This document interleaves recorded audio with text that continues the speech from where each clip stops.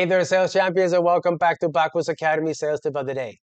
Look, did you know that the last thing that you say in a sales pitch could be the make or break whether they sign on the dotted line or whether they call you back?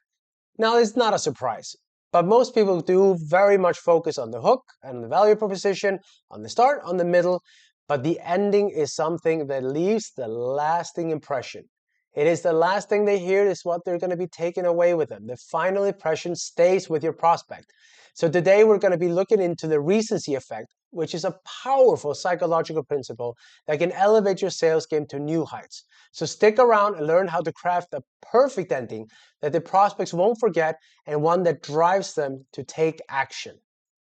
So, understanding the recency effect.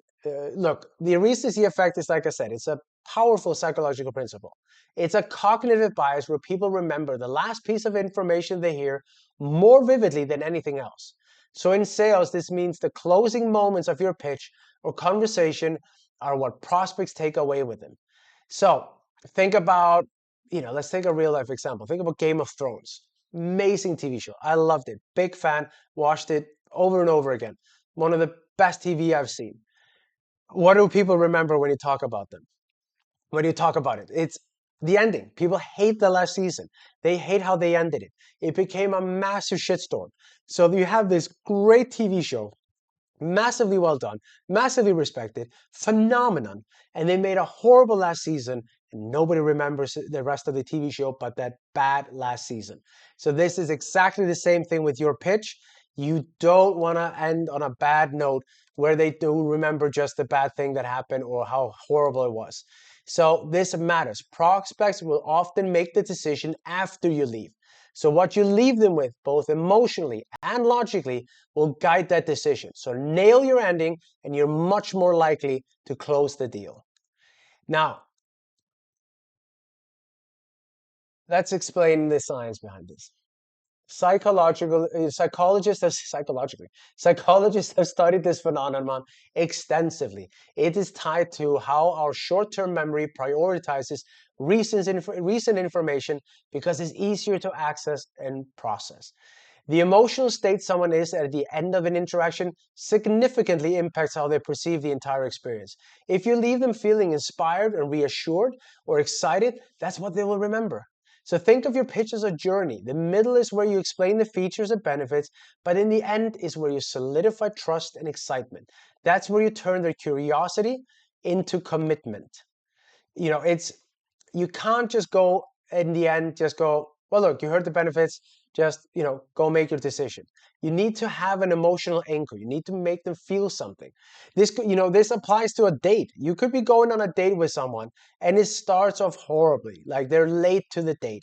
They're like, look, my fiance, our first date, she was 25 minutes late. Now she's always late. So I've learned that later on. I didn't know that about her when I met her, but it was like, okay, like she's 20 minutes late. Like that's not a great start. But as I said, we're engaged, so it all ended up well, but it's not a great start.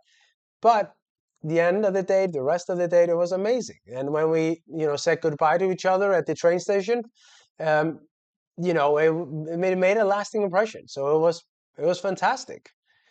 So it is important. It is really important. And, prospects, like I say, they won't remember every detail of your pitch, but they will remember how you made them feel and the key points you left them with. This is why your closing statement needs to pack an emotional punch. And look, it's also must have a call to action. A strong, clear call to action removes uncertainty.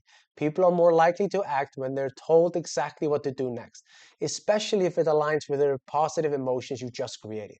So think of insurance broker saying, let's get that peace of mind that you deserve so you can build your business. And we'll start with we'll sign the contract and you'll have those savings. You'll have a peace of mind of knowing you have the right guy on the task to make sure if anything happens, your claims are going to be filled and you're going to be taken care of. It's concise, reassuring, and actionable. So you could also go with something like, look, you're going to save time on onboarding. You're going to be working, less on onboarding as well. So you're going to be saving time on the time it takes to onboard anyone in your team. is the time you spend on onboarding them, and it's going to cost you less. So if we sign on Friday, we can have you up and running on Wednesday. How does that sound? And it makes it actionable. It's on Friday. We're up and running on Wednesday. And you can end on even saying, look, if anything goes wrong, you have my number, you have my email, I'm there to help. So let's think about the next step. How do we make it? How do we craft a great ending? Well, look, the techniques to crafting an unforgettable ending is, like I said, summarize the key points. Always recap the main benefits you discussed. Keep it short and focused on their specific pain points. So like something like, so this solution will save you 10 hours a week and streamline your team's workflow seamlessly.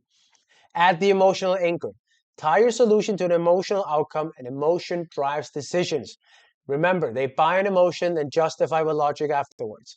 Imagine the relief of never worrying about insurance policy or insurance claim ever again. Like that will make most people thank God for that. They don't want to deal with it. And then you create the CTA, the call to action. They should be direct and confident and avoid vague languages.